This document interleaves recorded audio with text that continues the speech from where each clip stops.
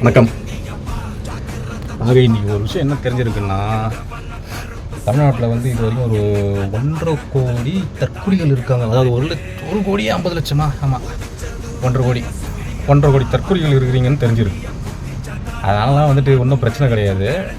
ஒரே ஒரு வருத்தம் தான், பார்க்குற செல்ல வெற்றி தோல்வி வரும். அது திமுக ஒன்றும் புதுசு கிடையாது, திமுக காரணமும் புதுசு கிடையாது.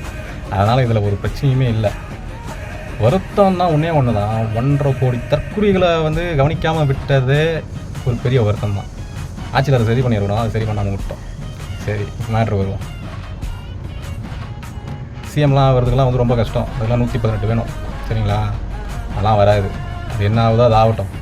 ஆனால் மகளிர் உரிமை தொகை இருக்க வரைக்கும், மகளிர் விடியல் பயணம் இருக்க வரைக்கும், அனைத்து சாதியினரும் அர்ச்சகராக இருக்க வரைக்கும், இவங்க நான் முதல்வன் திட்டத்தில் கை வைக்காத வரைக்கும், இந்த நாட்டையும் நாட்டு மக்களையும் ஆள்றது, ஆளப்போவது, ஆளை வைக்க போகிறது எங்கள் தலைவர் தான். அதில் எந்த மாற்று கருத்தும் இல்லை. எங்கள் தங்கத் தலைவர், தங்கத் தளபதி மு.க. ஸ்டாலின் அவர்களுக்கு துணையாக நிற்போம்.